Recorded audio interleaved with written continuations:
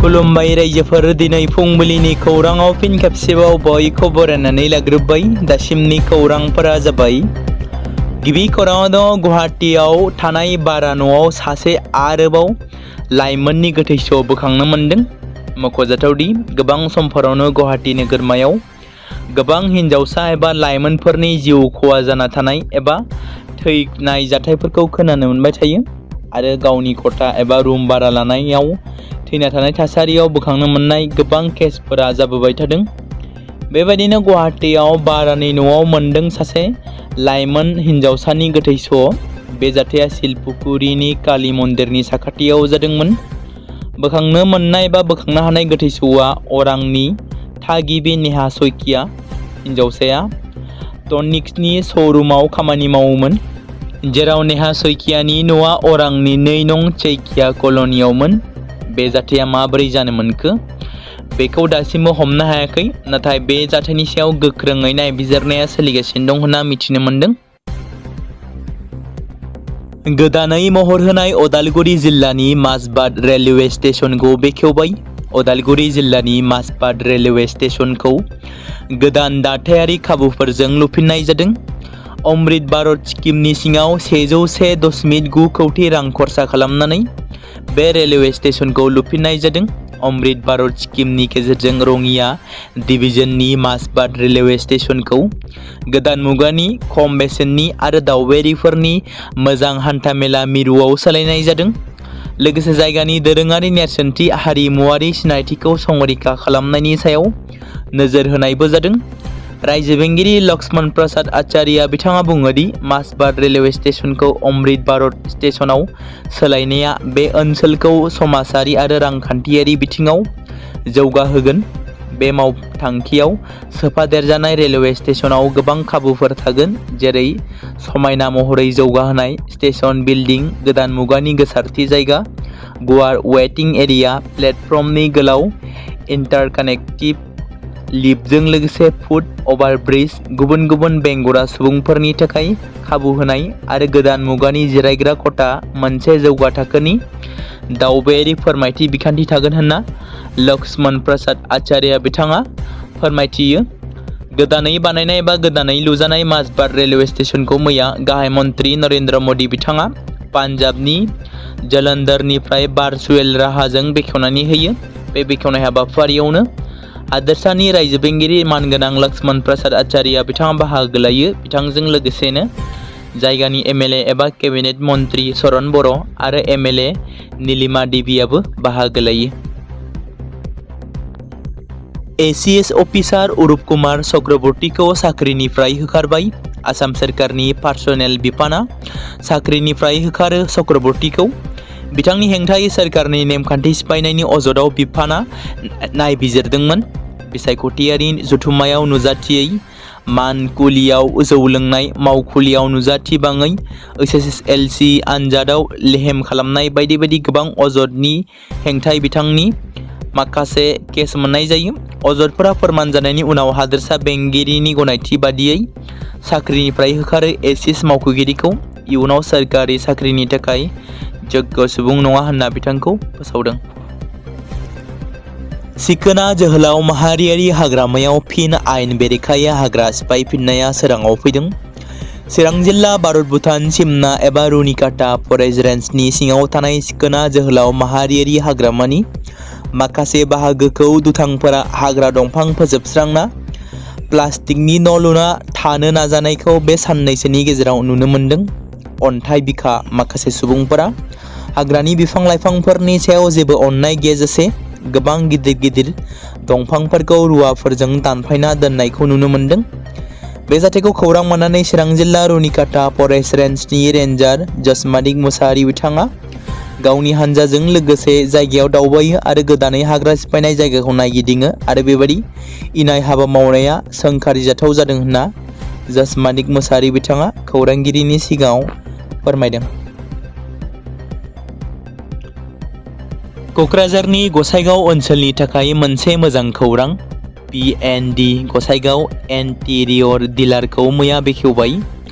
गसाइगाव सोहोरनि DK र'डजों नांजाबनाय हिर' श'रुमनि साखाथियाव थानाय PND इन्टेरियर डिलारआ न' साजायनानै मोजां मोनग्रा रायजो राजाफोरनि थाखाय PND गसाइगाव इन्टेरियर डिलारआ लानानै फैदों इन्टेरियर डिजाइननि गासैबो रोखोमनि नांगौ PVC मुवाफोर, न' सिंनि पल सिलं खालामनाय, वाल डिजाइन खालामनाय, फ्लरिं खालामनाय आरो बायदि बायदि रोखोमनि इसिङारि साजायनायनि प्रडाक्टजों लोगोसे खामानि मावनानै होनायनि सुबिदा दं।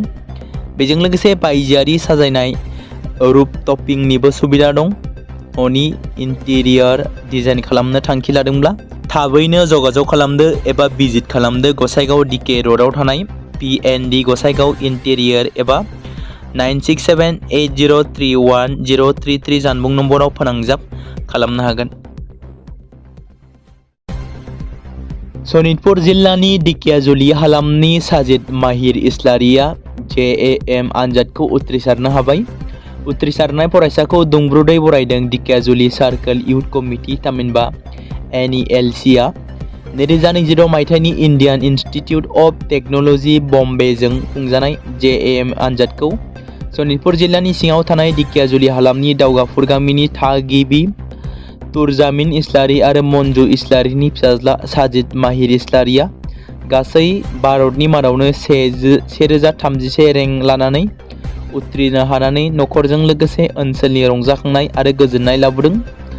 नखर आरो फरायसानि फोरमायनाय बायदिब्ला बे आनजादखौ उथ्रिखांनायनि उनाव दायो IIT गुवाहाटीआव मुं थिसनबाय। बेजों लोगोसे गोजौ थाखोनि सोलोंथाइ लानायाव रांखावरिनि जेंनाखौ सुस्रांनो खावलायहरदों BTC खुंथाय गोहोआव थानाय दैदेनगिरि बिथांमोननिसिम फरायसानि नखरा।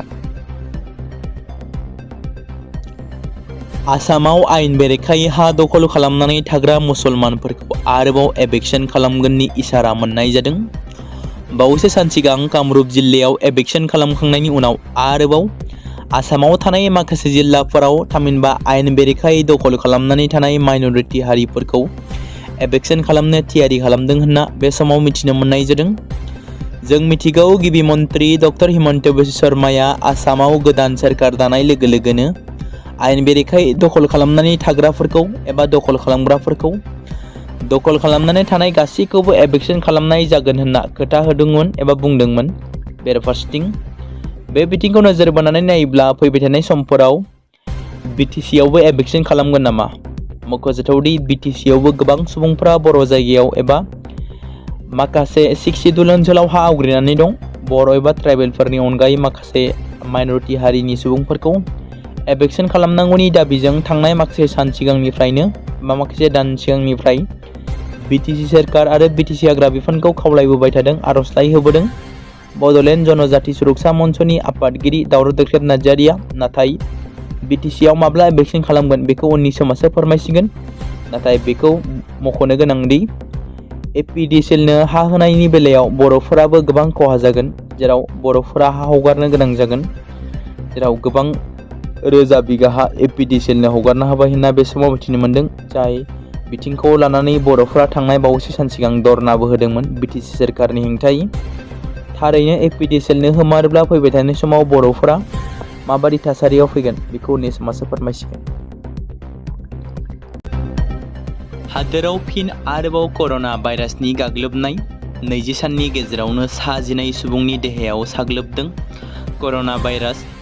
जाय जाथाया जादों अन्ध्र प्रदेशआव कर'ना भाइरासनि जाउनाव 4 सुबुंनि जिउ खहा जानाय खौरां मोननाय जादों।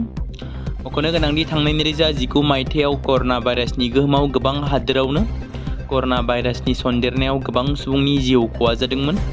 बे बाराव फिन आरोबाव भारत हादोराव कर'ना भाइरासनि गोहोमखौ नुनो मोन्दों। आर्मि अफिसारनि लामायाव सासे बर' फिसानि आगान।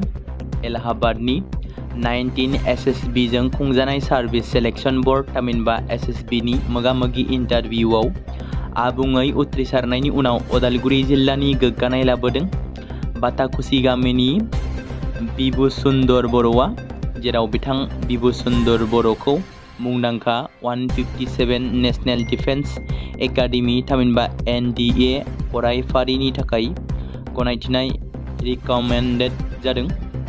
बिबुसुन्दर बर'आ बिरेन बर' आरो सपना बर'नि फिसाज्ला। बिथाङा थांनाय 2018 मायथाइयाव गवालपारानि सैनिक फरायसालियाव 6थि थाखोआव मुं थिसननायनिफ्राय दिनैसिम बेनिनो फरायसा जानानै दंमोन। गसाइगाव सोहोराव सासे आइजोनि गोदोनानिफ्राय सनानि माला लानानै खारदों। बे जाथाया गसाइगाव टाउननि Btr रडनि वार्ड नम्बर 3 आव जादों। जायगानि थागिबिफोरनि फोरमायनाय बायदिब्ला सिखाव एबा दुथां सुबुंफोरा पुनम सान गलसरनि बिसि कान्ता देवी गलसरनि गोदोनानि सनानि चेन सिख'नानै लानानै थाङो।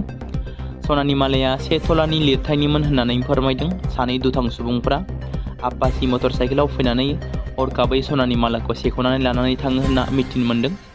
उनाव जाथायखौ खौरां मोननाय लोगो लोगो पुलिस बिफाना गोख्रोङै नायबिजिरनायखौ जागायदों। दुलाराय बाथौ गौथुमनि मोनसे हानजाया डक्टर हिमन्त बिश्व शर्मा एबा आसामनि गिबि मन्त्रि डक्टर हिमन्त बिश्व शर्माखौ लोगो हमदों। गिबि मन्त्रि डक्टर हिमन्त बिश्व शर्माजों दुलाराय बाथौ गौथुमा थानसालि लुफुंनाय आरो GI टेगनि बागै गुवारै सावरायनाय जायो होनना बे समाव मिथिनो मोन्दों। BTCनि हाग्रा बिफाननि नाजानायाव क'क्राझाराव बुहुमनां जिबौ सान फालिनाय जायो। जिबौ सान फालिनाय हाबाफारियाव गाहायालासि महरै बाहागो लानानै BTC हाग्रा बिफाननि मावफुं सोद्रोमा जेम्स बसुमतारी बिथाङा जिबौनि सांग्रांथि लाबोनो थाखाय सेरपेन आसाम मुंनि मोनसे एप बेखेवनानै होयो। बुहुमनां जिबौ सान फालिनाय बादियै BTC हाग्रा बिफाना BTCनि सा 40निबो बांसिन जिबौ रैखा खालामग्राफोरनि थाखाय साननैनि फोरोंथाय मावबादाबो खुंदों। मावबादानि समाव साफ्रोमबो जिबौ रैखा खालामग्रानो जिबौ रैखाथि होनाय खामानियाव बाहायजानाय आगजुफोरनि थफ्ला होनाय जादों। बुहुमनां जिबौ सान फालिनाय हाबाफारियाव BTC हाग्रा बिफाननि PhD सनाली घोष आरो ASD महन चन्द्र ब्रह्म बिथांमोना बाहागो लादों। आथिखालाव जोंनि लाइमोनफ्रा बबे लामाजों थांगासिनो दं? गोबां समफोरावनो सोरखौबा नंखायै फोसावनाय, समाजारि बिजों एबा ससियेल मिडियानि गेजेरजों बानसावनाय, AI जेनेरेट खालामनानै ब्लेम खालामनाय, सोरखौबा गाज्रि आखुजों दिन्थिनानै भिडिअ खालामनानै समाजारि बिजोङाव गोसारहोनाय एबा स्प्रेड खालामनाय बायदि नंखाय सावगारि हगारनायफ्रा जाबाय थादों एबा गोबां बेबायदिनो लाइमोनफ्रा हगारबाय थादों। बेबायदिनो नंखाय सावगारि भिडिअ खालामनानै हगारनायखौ ससियेल मिडियायाव नुनो मोनबोबाय थादों। बेबायदिनो माब्लाबा BTCनि चिफ हाग्रामा महिलारि आरो माब्लाबा BTCनि बारग' चिफ प्रमद बर' बेबायदिनो गोबांथार दैदेनगिरिफोरखौ लानानै AI जों भिडिअ जेनेरेट खालामनानै फेसबुक एबा एनि ससियेल मिडियानि गेजेरजों हगारनायखौ नुनो मोन्दों। बे खेबाव हाग्रामा महिलारि आरो प्रमद बर'नि गेजेराव नारा नाथा बुलायनाय एबा जुजिलायनाय AI जों खालामनाय मोनसे सावगारिया ससियेल मिडियायाव गोसारदों, जेराव फेसबुकनि गेजेरजों सिनाय मोनै सासे दुथां लाइमोना हगारनानै होदों। दा बेबायदिनो बेनि अनगायैबो गोबांथार सोरखौबा बानसावनाय, सोरखौबा खुंथाइ सोरखाराव थानाय दैदेनगिरिफोरखौ बायदि बायदि सोंखारिनाय आरो खुंथाइ सोरखाराव थाखानाय माखासे आइसिडि सेलफोराबो नंखाय बाथ्रा फोसावनाय, नंखाय भिडिअ खालामनानै स्प्रेड खालामनाय बायदि बायदि जाथायफ्रा जाबोबाय थादों।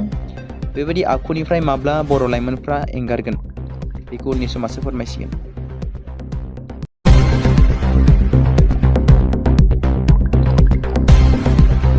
बे समाव मोनसे गोजोनथाव खौरां बाक्सा जिल्लानि बरमायाव थानाय रुरेल एकाडेमिया लानानै फैदों नोंथांमोननि थाखाय मोनसे गोजोनथाव खौरां। थांनाय HSLC आरो हायार सेकेन्डारिनि आनजादाव जाय फरायसा आरो फरायसुलिफोरा उथ्रिसारनो हायाखैमोन एबा फेल जादोंमोन, बेनि थाखाय रि-एग्जाम होफिननो गोसो गुदुं फरायसाफोरा थाबैनो बरमा सेकेन्ड गेटआव थानाय रुरेल एकाडेमियाव मुं थिसनफैनानै मेट्रिक आरो HS आनजादखौ होफिननो हागोन। बेनि अनगायैबो जाय फरायसाफोरा थांनाय मेट्रिक आरो HS आनजादाव नांगौ बादि जौखोन्दो एबा मार्क्स लानानै उथ्रिसारनो हायाखैमोन, बिथांमोनाबो बे रुरेल एकाडेमियाव एडमिशन खालामफैनानै मार्क्स इमप्रुभमेन्ट खालामनो हागोन। स्ट्रिम हिसाबै आर्टस, साइन्स आरो कमार्सनि गासैबो फरायसाफोरा रुरेल एकाडेमियाव एडमिशन खालामनो हागोन। बेनि थाखाय थाबैनो 8761903455 नङाब्ला 87203585 जानबुं नम्बराव जगाजग खालामहरनो हागोन।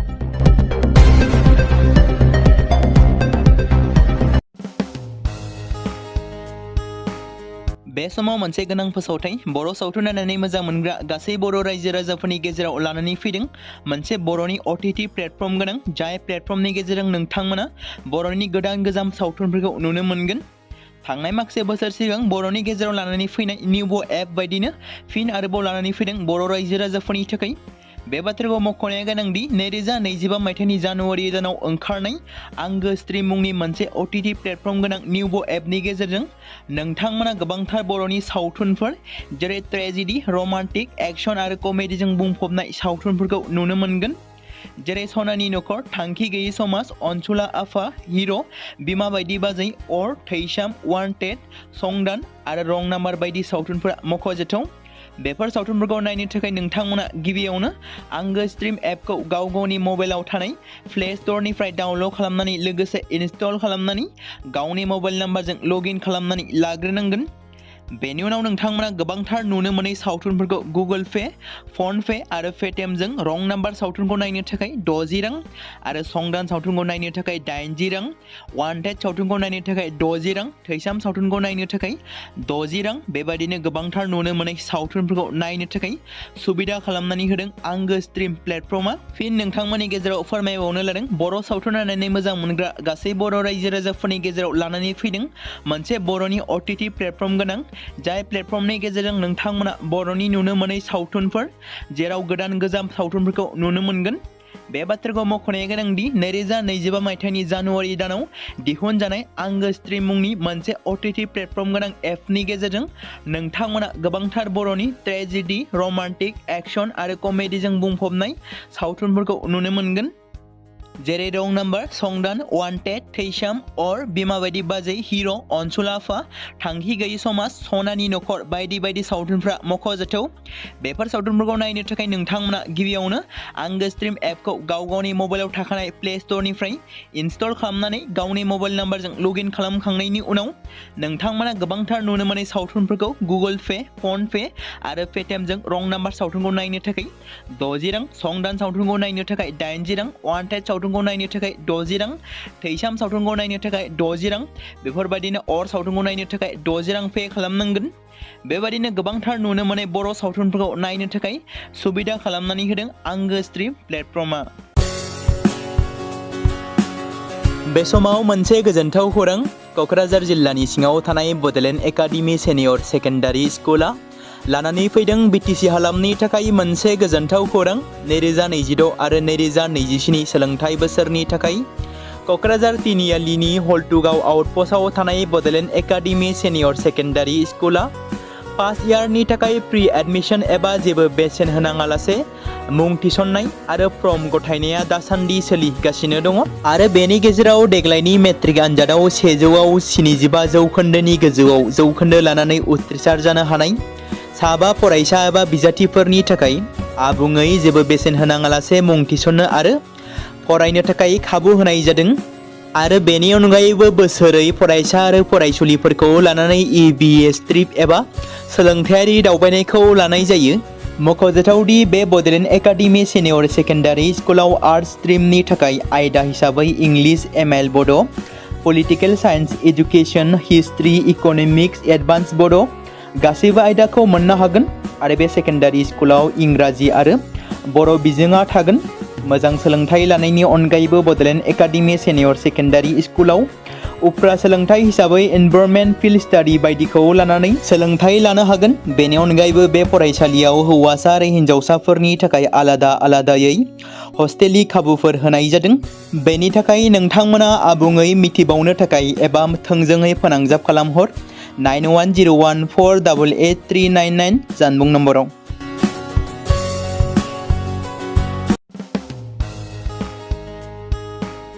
बे समाव मोनसे गोनां फोसावथाय, बर' सावथुन नायनानै मोजां मोनग्रा गासै बर' रायजो राजाफोरनि गेजेराव लानानै फैदों मोनसे बर'नि OTT प्लेटफर्म गोनां जाय प्लेटफर्मनि गेजेरजों नोंथांमोना बर'नि गोदान गोजाम सावथुनफोरखौ नुनो मोनगोन। थांनाय माखासे बोसोर सिगां बर'नि गेजेराव लानानै फैनाय निउ एप बायदिनो फिन आरोबाव लानानै फैदों बर' रायजो राजाफोरनि थाखाय। बे बाथ्राखौ मख'नाया गोनांदि 2025 मायथाइनि जानुवारि दानाव ओंखारनाय आंगो स्ट्रीम मुंनि मोनसे OTT प्लेटफर्म गोनां निउ एपनि गेजेरजों नोंथांमोना गोबांथार बर'नि सावथुनफोर जेरै ट्रेजेडी, रमान्टिक, एक्शन आरो कमेडीजों बुंफबनाय सावथुनफोरखौ नुनो मोनगोन। जेरै सनानि नखर, थांखि गैयै समाज, अनसुला आफा, हिर', बिमा बायदि बाजै, अर, थैसाम, वान्टेड, संदान आरो रं नाम्बार बायदि सावथुनफोरा मख'जाथाव। बेफोर सावथुनफोरखौ नायनो थाखाय नोंथांमोना गिबियावनो आंगो स्ट्रिम एपखौ गाव गावनि मबाइलाव थानाय प्ले स्ट'रनिफ्राय डाउनल'ड खालामनानै लोगोसे इनस्टल खालामनानै गावनि मबाइल नाम्बारजों लगइन खालामनानै लाग्रोनांगोन। बेनि उनाव नोंथांमोना गोबांथार नुनो मोनै सावथुनफोरखौ गुगोल पे, फन पे आरो पेटिएमजों रं नाम्बार सावथुनखौ नायनो थाखाय 60 रां आरो संदान सावथुनखौ नायनो थाखाय 80 रां, वान्टेड सावथुनखौ नायनो थाखाय 60 रां, थैसाम सावथुनखौ नायनो थाखाय 60 रां बेबायदिनो गोबांथार नुनो मोनै सावथुनफोरखौ नायनो थाखाय सुबिदा खालामनानै होदों आंगो स्ट्रिम प्लेटफर्मआ। फिन नोंथांमोननि गेजेराव फोरमायबावनो लादों बर' सावथुन नायनानै मोजां मोनग्रा गासै बर' रायजो राजाफोरनि गेजेराव लानानै फैदों मोनसे बर'नि OTT प्लेटफर्म गोनां, जाय प्लेटफर्मनि गेजेरजों नोंथांमोना बर'नि नुनो मोनै सावथुनफोर जेराव गोदान गोजाम सावथुनफोरखौ नुनो मोनगोन। बे बाथ्राखौ मख'नाया गोनांदि 2025 मायथाइनि जानुवारि दानाव दिहुनजानाय आंगो स्ट्रिम मुंनि मोनसे OTT प्लेटफर्म गोनां एपनि गेजेरजों नोंथांमोना गोबांथार बर'नि ट्रेजेडि, रमान्टिक, एक्शन आरो कमेडिजों बुंफबनाय सावथुनफोरखौ नुनो मोनगोन। जेरै रं नाम्बार, संदान, वान्टेड, थैसाम, अर, बिमा बायदि बाजै, हिर', अनसुला आफा, थांखि गैयि समाज, सनानि नखर बायदि बायदि सावथुनफ्रा मख'जाथाव। बेफोर सावथुनफोरखौ नायनो थाखाय नोंथांमोना गिबियावनो आंगो स्ट्रिम एपखौ गाव गावनि मबाइलाव थाखानाय प्ले स्ट'रनिफ्राय इनस्टल खालामनानै गावनि मबाइल नाम्बारजों लगइन खालामखांनायनि उनाव नोंथांमोना गोबांथार नुनो मोनै सावथुनफोरखौ गुगोल पे, फन पे आरो पेटिएमजों रं नाम्बार सावथुनखौ नायनो थाखाय 60 रां, संदान सावथुनखौ नायनो थाखाय 80 रां, वान्टेड सावथुनखौ नायनो थाखाय 60 रां, थैसाम सावथुनखौ नायनो थाखाय 60 रां बेफोरबायदिनो अर सावथुनखौ नायनो थाखाय 60 रां पे खालामनांगोन। बेबायदिनो गोबांथार नुनो मोनै बर' सावथुनफोरखौ नायनो थाखाय सुबिदा खालामनानै होदों आंगो स्ट्रिम प्लेटफर्मआ।